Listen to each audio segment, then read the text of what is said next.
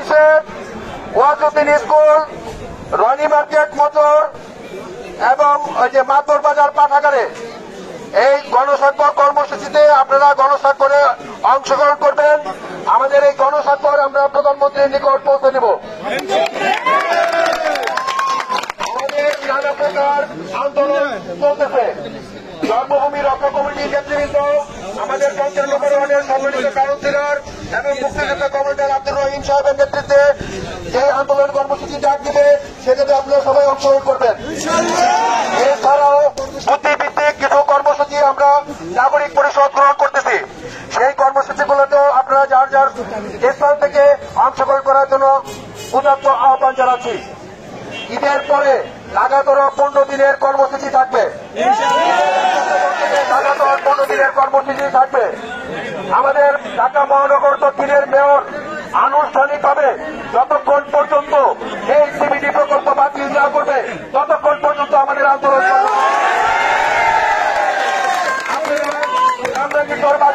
কামরাঙ্গীরচরে যারা ভোটার, যারা কামরাঙ্গীরচরে দীর্ঘদিন বসবাস করছেন, প্রত্যেকের নিকট উদাত্ত আহ্বান জানাবো, আপনারা প্রতিটা কর্মসূচি সফল করবেন এবং এই প্রকল্প বাতিল করার জন্য আমরা মেয়রকে বাধ্য করব।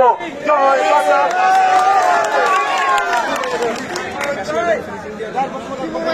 আমাদের বাড়িওয়ালা, ভাড়াটিয়া, দোকানদার সকলের আকুল আবেদন, আমাদের এই কর্মসূচি যখন পর্যন্ত আপনার বাতিল না করে ঢাকা দক্ষিণ সিটি কর্পোরেশন, তখন পর্যন্ত আমাদের এই আন্দোলন চালিয়ে যেতে হবে।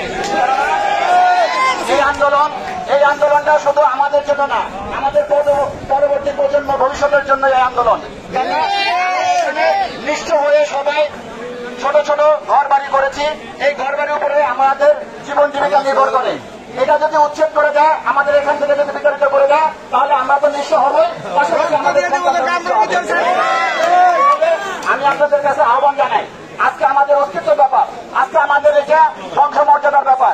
আমরা এখানে যারা বসবাস করছি সবাই একত্র থাকতে হবে,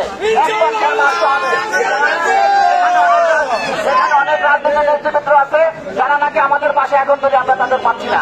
আমরা আশা করবো কামরাঙ্গীরচর রক্ষার কমিটি রক্ষার সাথে আমরা সবাই একটা প্ল্যাটফর্মে এসে দাঁড় হয়, কেননা এটা আমাদের ভবিষ্যতের জন্য এই কর্মসূচি।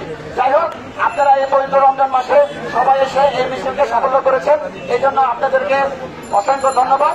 এবং আগামী কর্মসূচিতে আমাদের যেন কাউকে দাওয়াত করতে না হয়, আমরা যার কাছে শুনবো যে অমুকদিন কর্মসূচি আছে, অমুকদিন আমরা সবাইকে হাজির হব।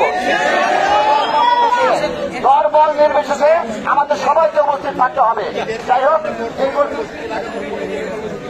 হোক, একটা জিনিস মনে রাখবেন যে আমাদের আহমদ কিন্তু এমনি আসে না, অল্প অল্প করে আসে। এই হোক, আমাদের যে মেয়র মহোদয় যে ডিক্লারেশন দিতেছে, আমরা কিন্তু বুঝতে পারতেছি যে আমাদের সামনে কিয়ামত আসতেছে। এই কিয়ামতকে রক্ষা করার জন্য আমাদের সবাইকে ঐক্যবদ্ধ থাকতে হবে।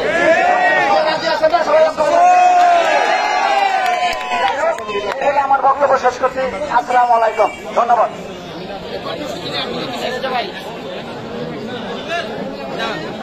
সবাইকে অসংখ্য ধন্যবাদ। আজকের এই কর্মসূচি এখানে সমাপ্ত ঘোষণা করছি। সবাইকে আবারও ধন্যবাদ জানাই। ধন্যবাদ সবাইকে। যাব না।